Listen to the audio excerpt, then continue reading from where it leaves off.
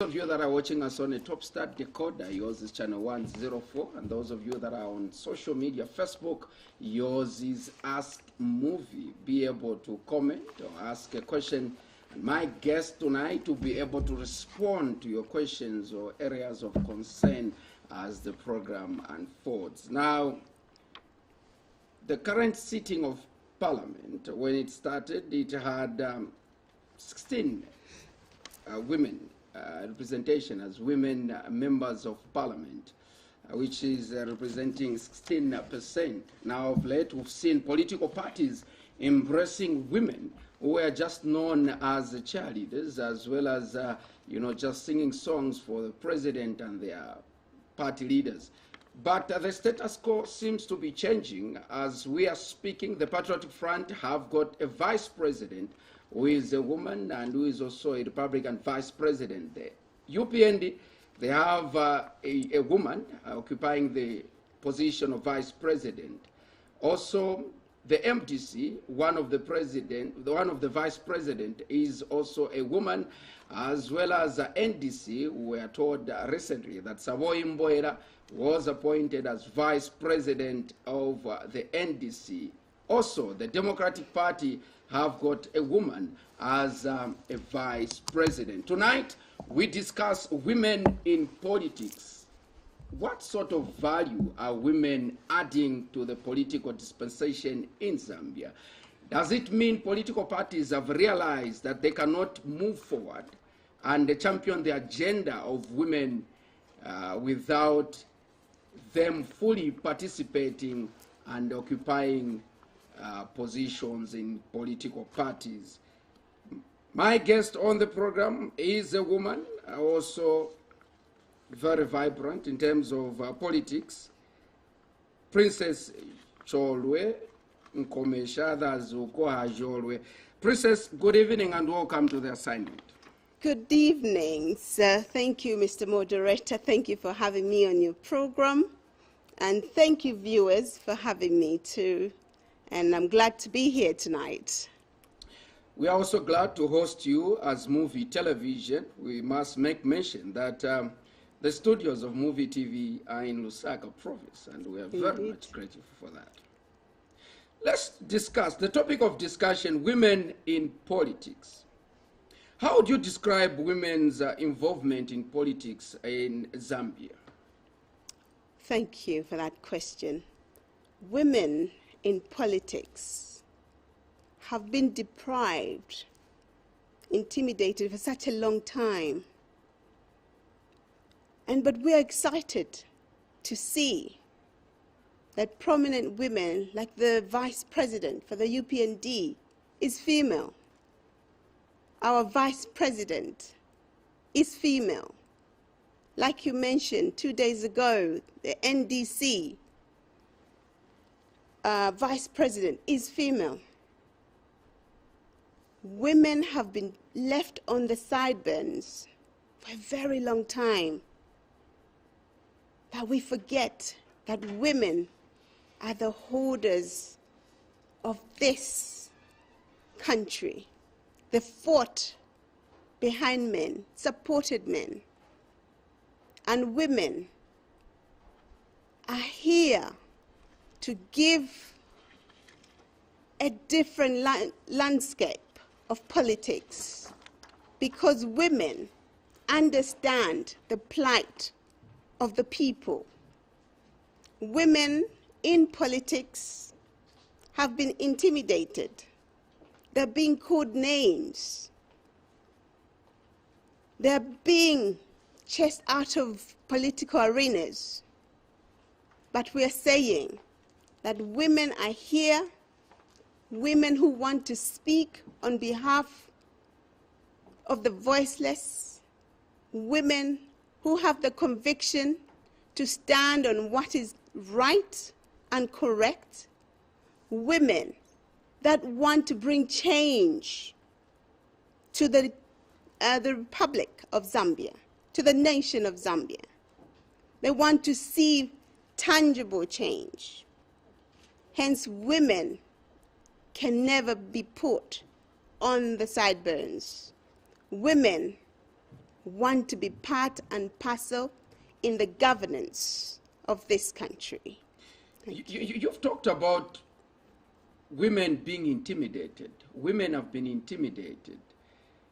Who is intimidating women? We have been told by political parties, leaders of political parties, that women are partners in development. A country cannot develop without the involvement of women. And you talk about women being intimidated. I would like to know, who is this person that has been intimidating women? Indeed, an example, the intimidation I talk about, just like you have put it right, women are partners in development. Women are there to make the change that is needed. But women, when they stand on a platform, are being called names, are being intimidated in such a way that big muscled men would come up and talk about a woman not being equal to a man.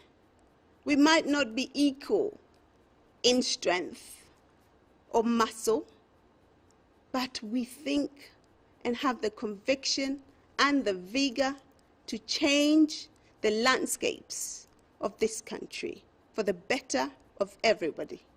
You've talked about change that women are bringing. I would like to know, what sort of change are women bringing now in the political arena? You've talked about women helped or fought for independence behind men. Now, what sort of change are we expecting from the women that are in politics and women that have been given positions? What sort of change are we looking for?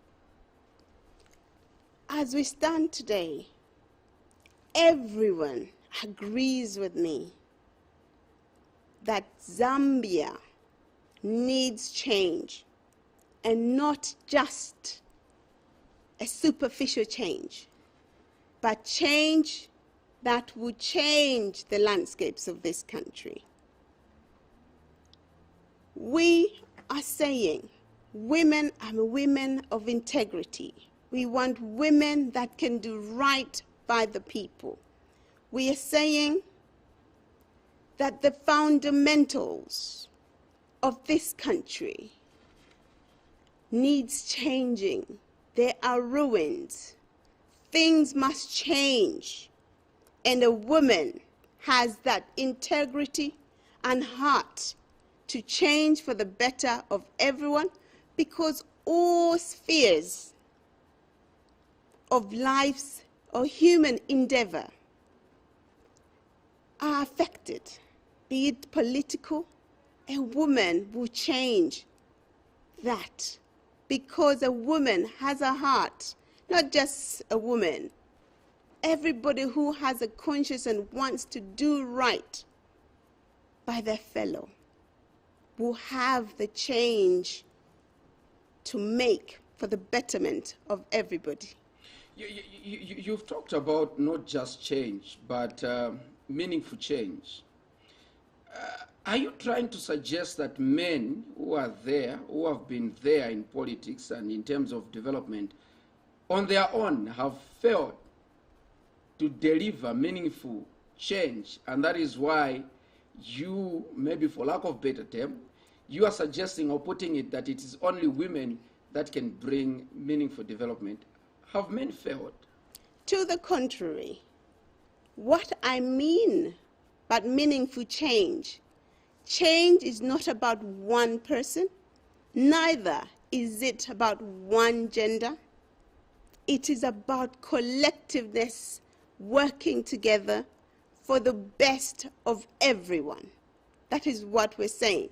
When you look at people with the power, 3/4 are the men, as the ratios are right now. 3/4 are the men. But what we're saying, if we work together, we'll have a better Zambia for everyone involved.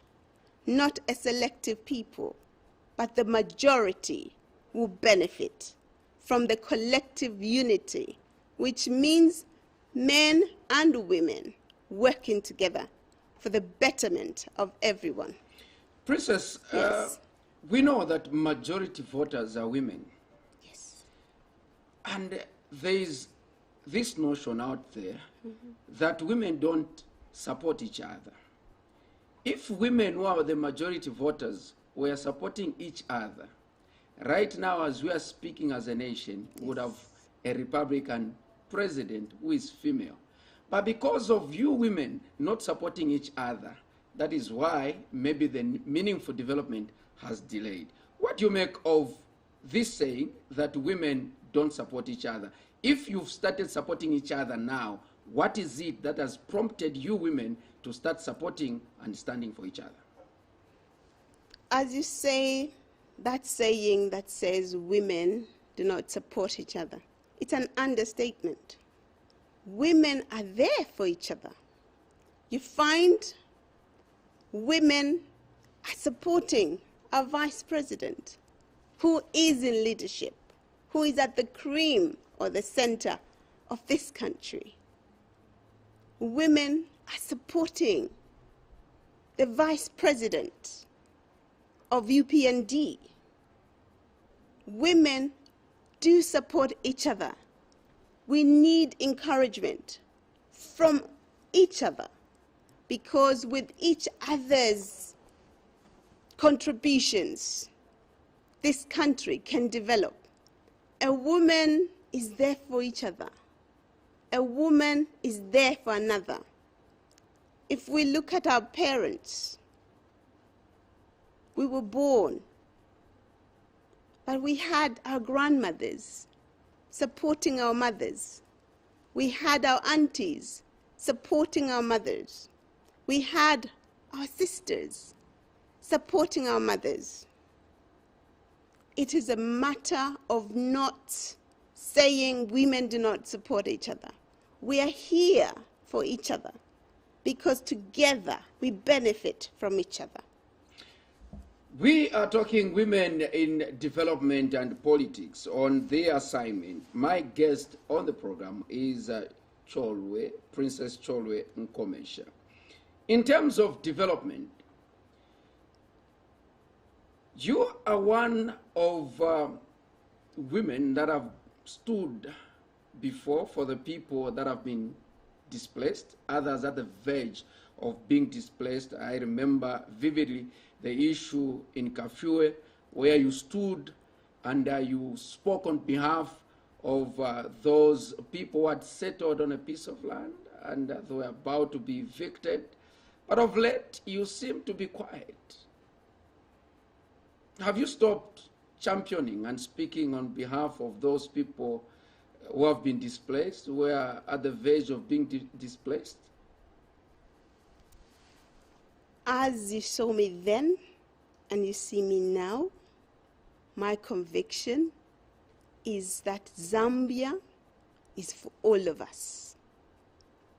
My heart goes out to my brothers and sisters when I see in places like Kafue or in places like Mikango Barracks where my brothers and sisters are being displaced. My question stands. It is their home. Where would they go if they are displaced? It is their home. They are the indigenous of that area. My fight since then to now still continues. I feel the plight of our people. They've lived in these areas for such a long time. Then somebody comes and says they do not belong. I stand to think, where would you want them to go? I am still fighting, and I will not sit back and watch an injustice happening.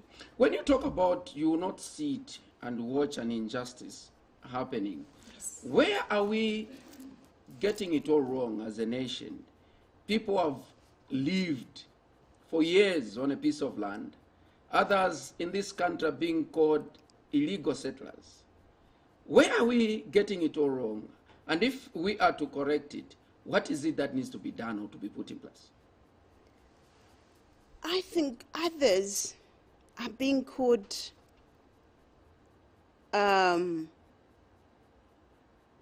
saying settlers or they don't belong, they're squatters. I think where the problem is animating is the fact that we have stopped to believe Umuntu. We have stopped to understand the community spirit.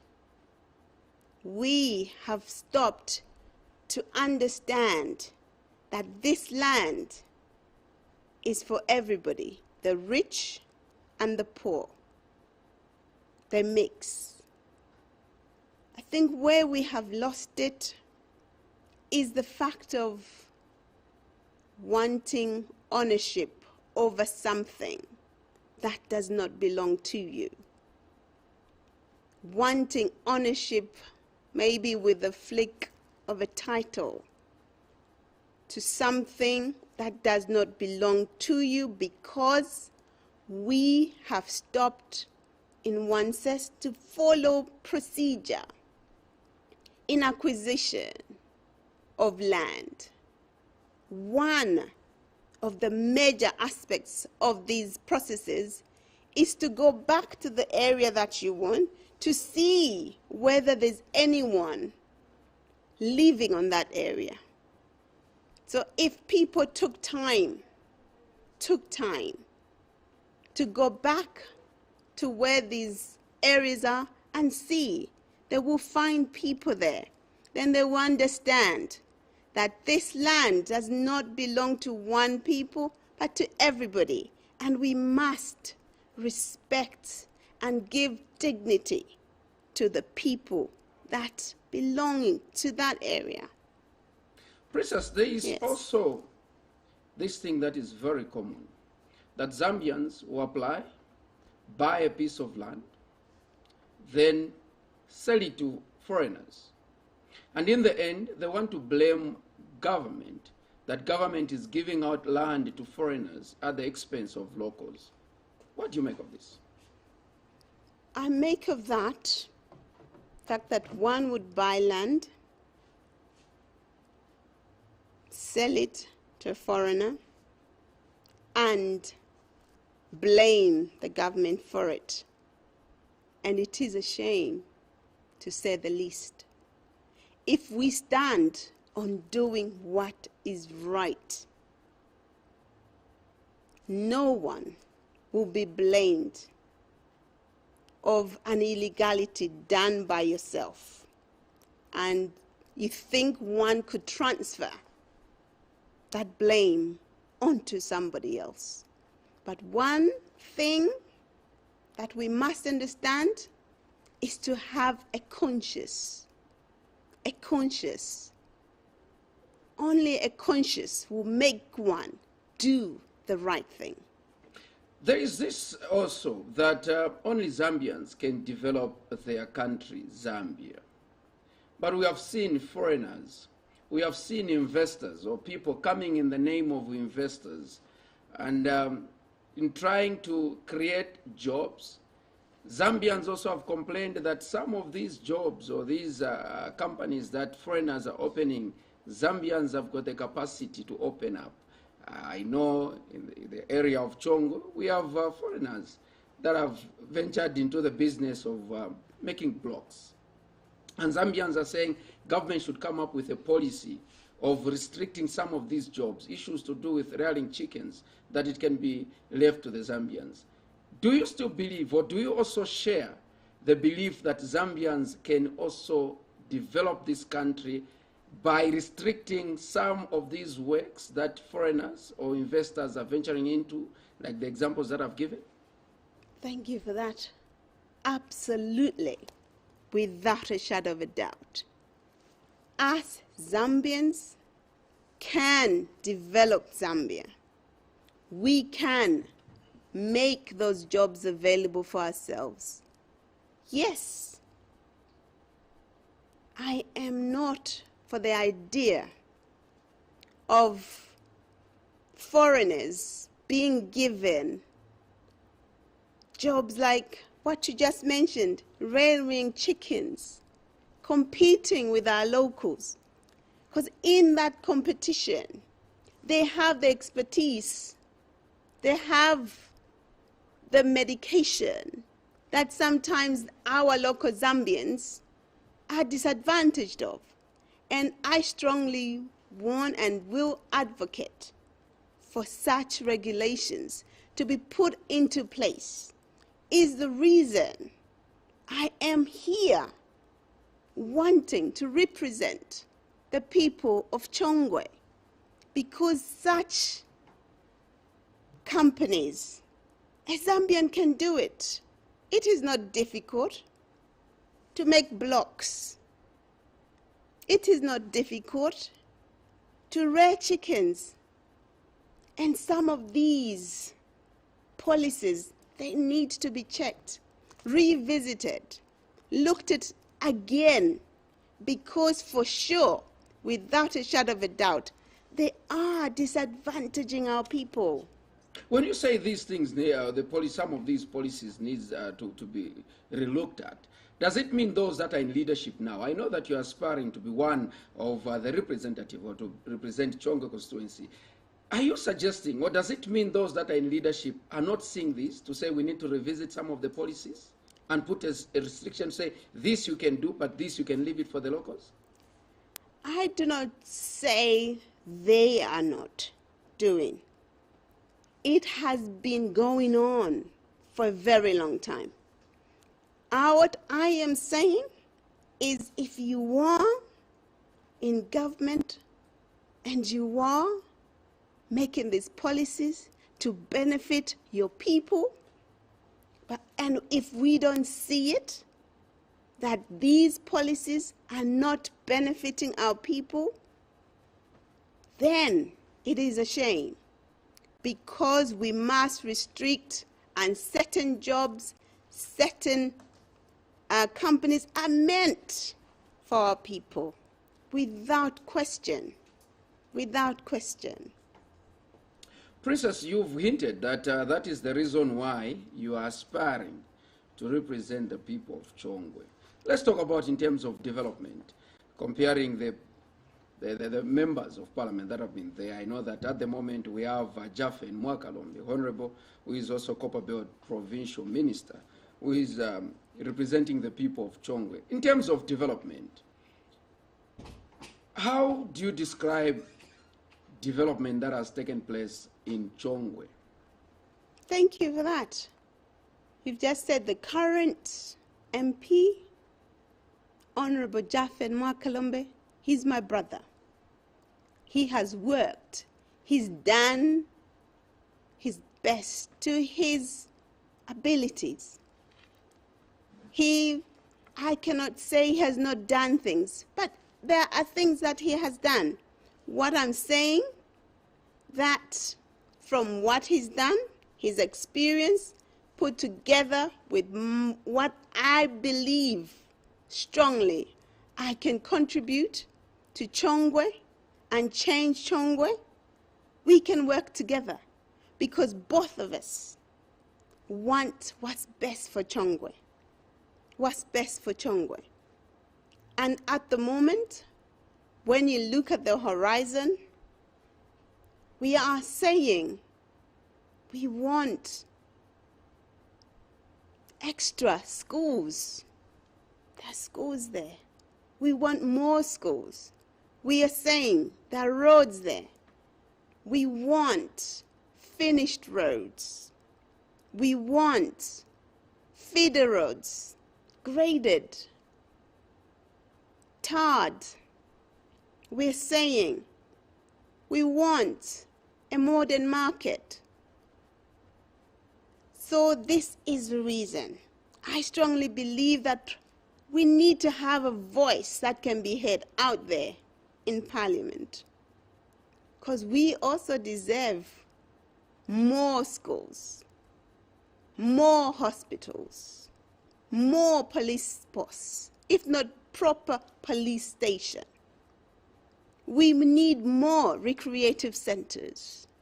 We need more markets for our people. We need water. This is what I'm saying. We can work together to better Chongwe. When you talk about Honorable Jaffe Mwakalombe being your brother and you say he has worked according to his ability, why can't you just continue advising him? Say, my brother, you need to touch here. My brother, look, we need schools. Rather than you also aspiring. I strongly believe that I can bring a different contribution to Zambia. Not to Zambia, indeed to Zambia, to Chongwe in particular. I strongly believe that my exposure can change Chongwe. I strongly believe that I can speak for the voiceless. I can fight and speak for the poor. As I said, this is not about one person. It is about all of us working together. Because as it stands, I don't believe that Chongwe has gotten its fair share of the national cake. We also deserve it. We also want our share, is what I'm saying. We've been told by this government, the Patriotic Front administration, that they are not leaving anyone behind. And I want to believe that Chongwe is one of those districts or constituencies that have not been left behind in terms of development. When you say you haven't seen much or received much share, Chongwe is just within Lusaka province.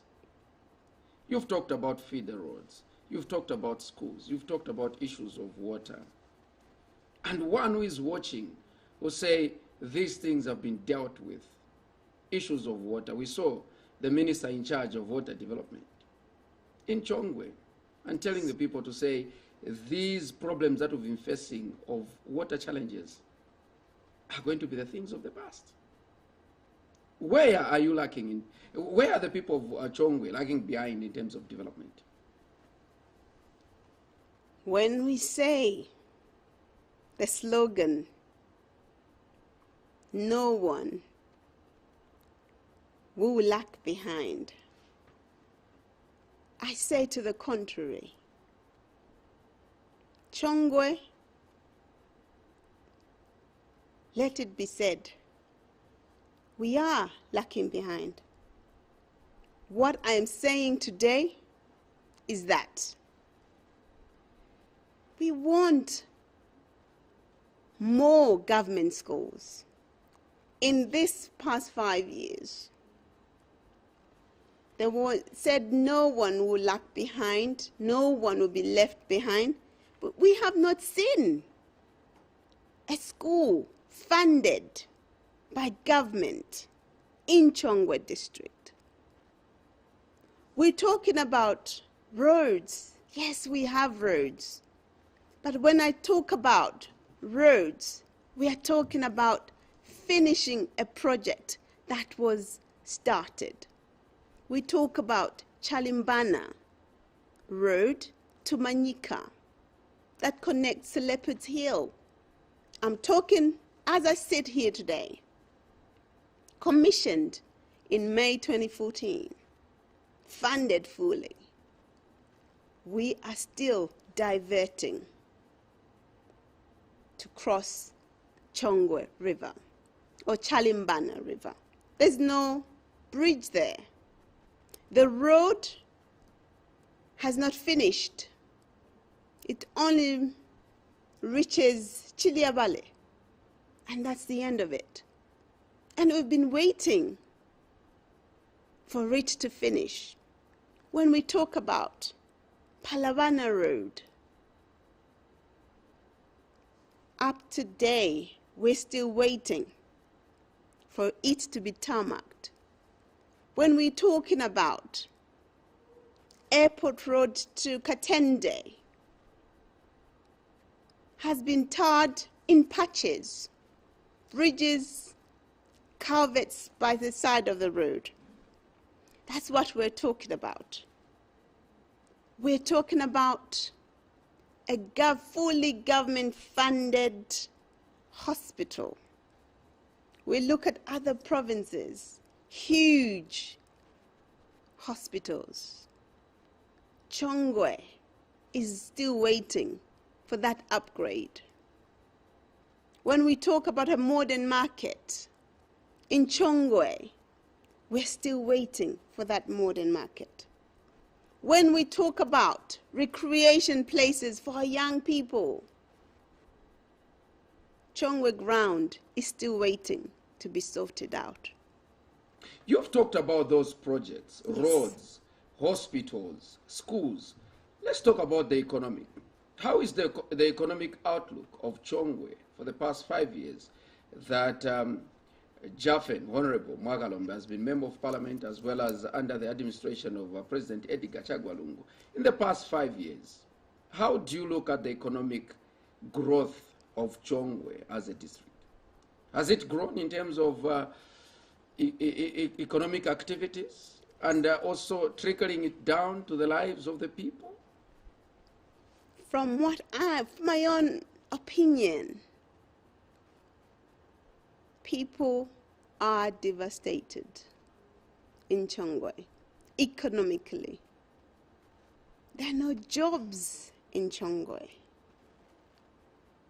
People, there was a slogan at one time, more money in your pocket. If I am not lying today when I say inflation is at 20%, which affects the prices of goods.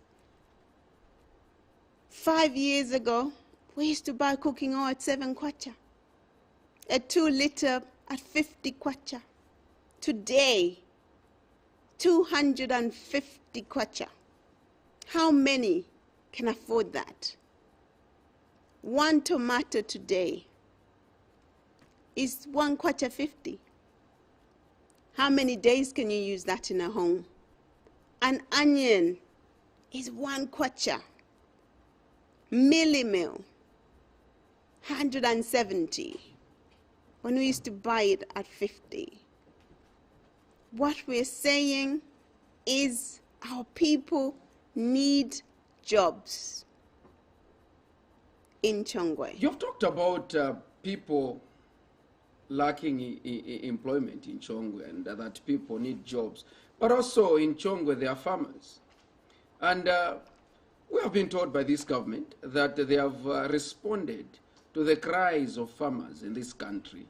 And farmers at the moment are smiling. Inputs were given in time to them, and farmers are able to grow their merchandise or farm produce and be able to sell at the market. When you talk about people, wanting jobs, don't you think farmers in Cholwe are part of those farmers in this country who are celebrating and they're having more money in their pockets because this government has supported their farming activities? Brilliant. Indeed, Cholwe, we are farmers, peasant farmers in Cholwe mostly. Indeed, this year, I cannot refute the fact that inputs were given in time. But in saying that, how much was a bag of fertilizer? 500 kwacha? I know they've done so amazingly. As you go around Cholwe, farmers have done well. Indeed, we'll have a bumper harvest in Cholwe. We're indeed the breadbasket of part of this Zambia, if not Lusaka. But where it goes wrong, in the input, the seed was at 350 kwacha. We talk about insecticides, the 300 plus. We talk about fertilizer. A bag was almost going at 700 kwacha. But when they harvest,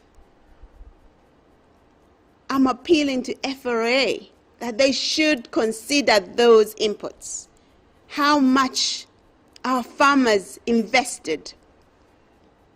And today, I hope by the time we start harvesting, a bag will not go back to 100 kwacha. So this is what I'm saying. More money in the pocket. Those bags of 50 kgs of maize, we need to have them at prices that deserve what they inputted in. And it's what we're talking about.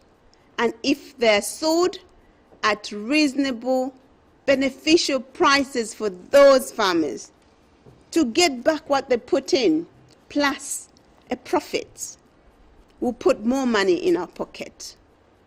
You are aspiring to stand under the UPND ticket.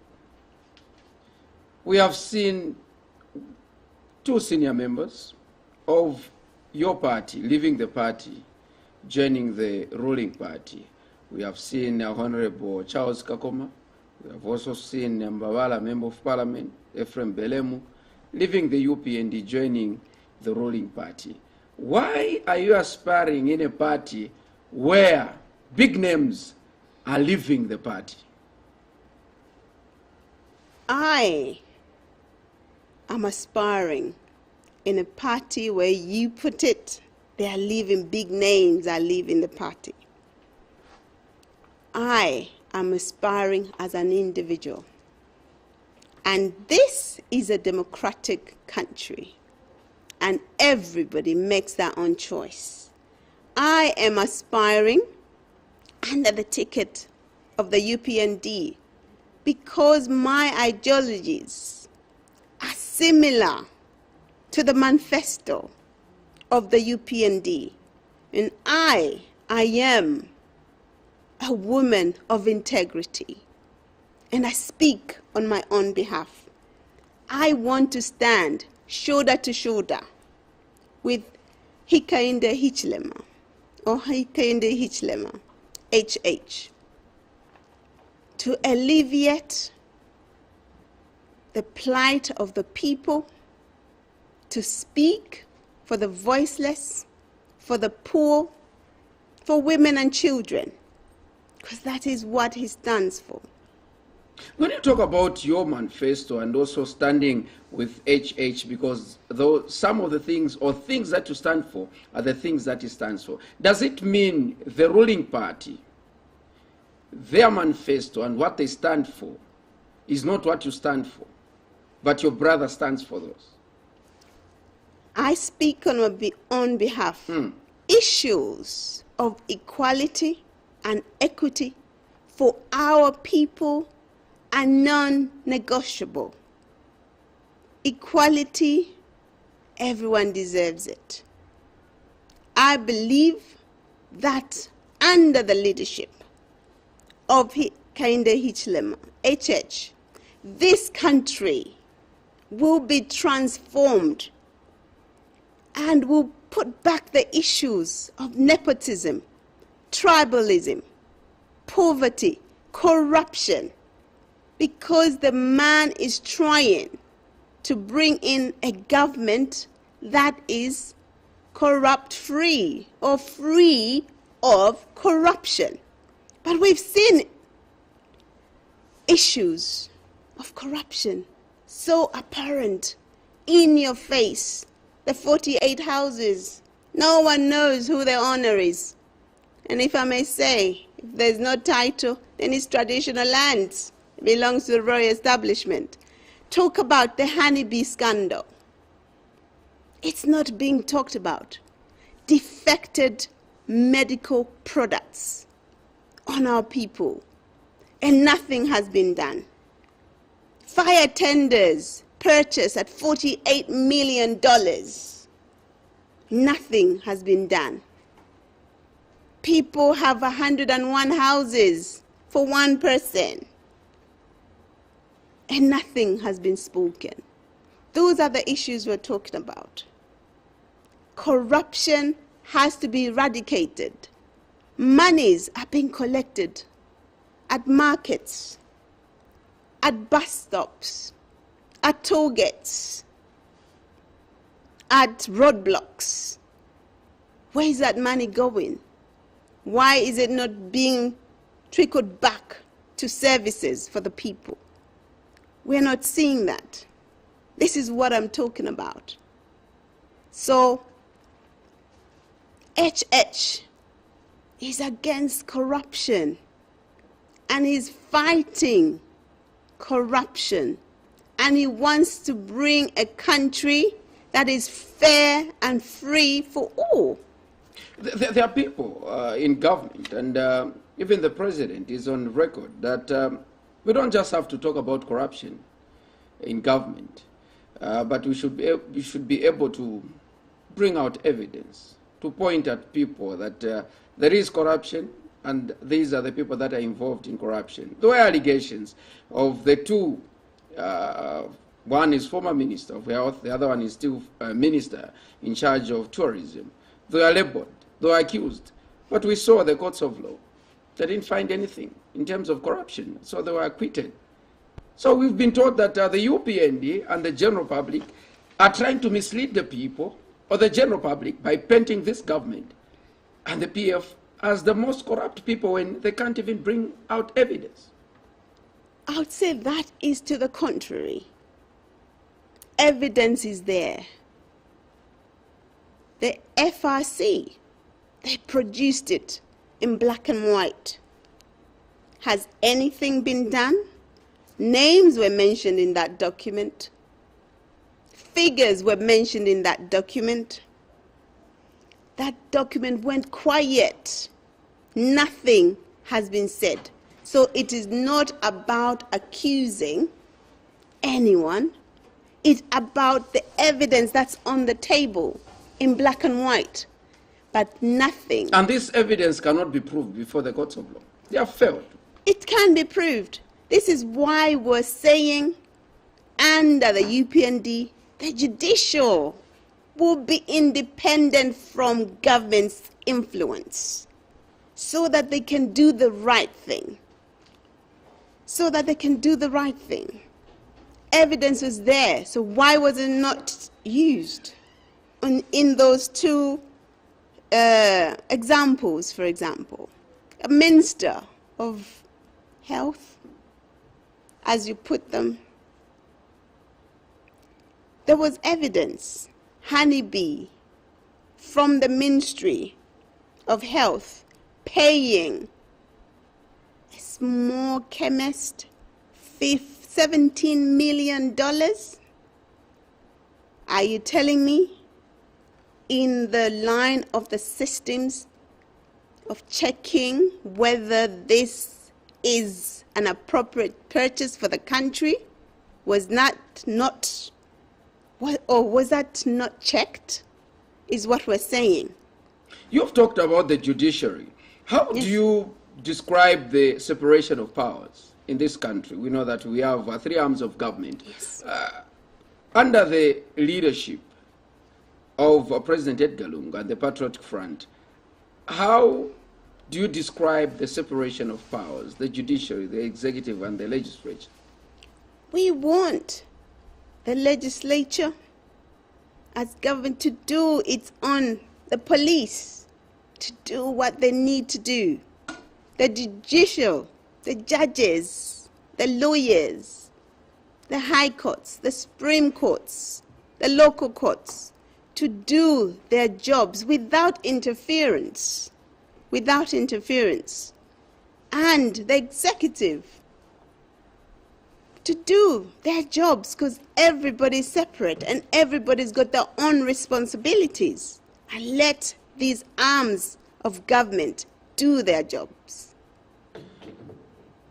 We are in an election year, and next month Parliament will be dissolved. Already there are complaints that the playing field is not leveled. We are in the COVID-19. How are you looking at the playing field moving forward, the build-up to August 12th election? Is there anything that needs to be done, or everything is okay? We can move in with our campaigns, with our party activities up to the 12th of August, or there is something that needs to be done? And if there is something that needs to be done, who are these people that need to put things in place? What I can say is Zambia. We're saying Zambia is a democratic country that gives freedom of assembly. And what we're seeing is if other parties other than the ruling party want to gather with their people, policemen are being sent to disperse them.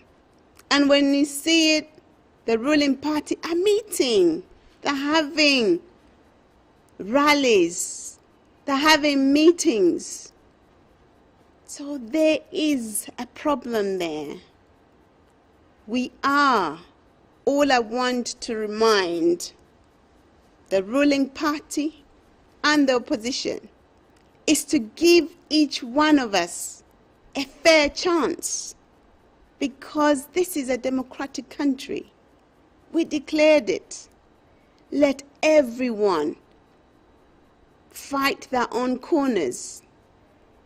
Let's put intimidation on the side. Let the police be fair to all. Don't disperse other people while others are gathering. Where's fairness in that? We have to agree, the ruling party and the opposition parties, that everyone will be given an equal chance, because Zambia belongs to everyone. You've talked about the police, who've been assured before by the minister in charge of Home Affairs. I know that when Parliament is dissolved, you won't be occupying that office. And also from the office of the Inspector General of Police, that they have enough manpower and they have prepared themselves adequately to ensure that the policy, these elections. Why are you still appealing to them when they have assured us that the police are on top of the game and they'll make sure that perpetrators of violence and those that will be intimidating others are put where they belong, and that citizens will be free to do their campaigns and still cast their votes on the 12th? Why do you seem to still have doubts in them and calling them to do something which they have already promised that they have done it? I'm very grateful and do respect their pronouncements. They have said it on the platforms. They've said it on the television. But what is happening on the ground is in the contrary. Police are dispersing people who are not in the ruling party. So this is what we're saying, that when serious pronouncements are said, let us all abide by it. If they say everybody will be free to meet, to gather, to rally, to sell their manifestos, let that be what it is. Let everyone in the whole system understand this is a democratic country. Women have complained that one of the issues that stop them to participate in politics is because of violence. Are you not scared of violence? To tell you the truth, I was when that thought came to mind. Because I saw what was happening to Zambia. If each one of us takes a minute and consciously look, do we see or do we like what we see? And I said no to myself. Violence. I was scared. But then I thought twice. If I am scared, what then? What prompted me was our people are being displaced. God gave us this land. Lusaka province, we call the land of the Solis. If we are scared, who will fight for us? And I am appealing to every Zambian to comprehend and understand that there is rule of law in this country, despite diminishing. To understand that this country is a democratic country, which means it gives the right of fair and free play of this game. And I'm appealing to people that want to perpetuate violence to stop it. Let us elect our leaders the way we want it. Let us change Zambia for the better for everyone. I know my director is giving me a sign that we need to conclude. Okay. In an event that Cholwe is not successful and is not adopted, do we see Cholwe standing as an independent candidate in Chongwe? If not, then what next? I say, like I said to you in the beginning, I consciously made a decision to want to run alongside UPND. Like I said, my ideologies are similar. I am a woman of integrity. I say one thing and I would do the thing.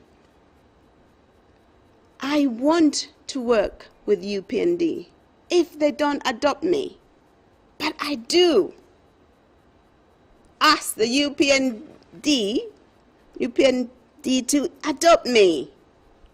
I will make that difference that they want. If not, I have a foundation called Princess Cholwe Foundation. The aim of the foundation is to alleviate the suffering of our people, to fight for the voiceless, for the poor, for the women, to provide a service, jobs to the youth. We don't have industry in Chongwe for the youth. We don't have skill centers in Chongwe. And through the foundation, I can work with whoever they adopt and to better Chongwe, because we all have one goal. Princess Cholwe Nkomesha, thank you so much for making an appearance on the assignment. Wishing you all the best as you continue with your ambition of standing or representing the people of Chongwe, and as you continue to speak on behalf of the voiceless and those people that are being displaced from their lands which they have occupied for years and years. Wishing you all the best. Thank you so much. It's been a pleasure to be on the assignment, and it is a pleasure meeting you. And indeed, I stand to speak for the voiceless.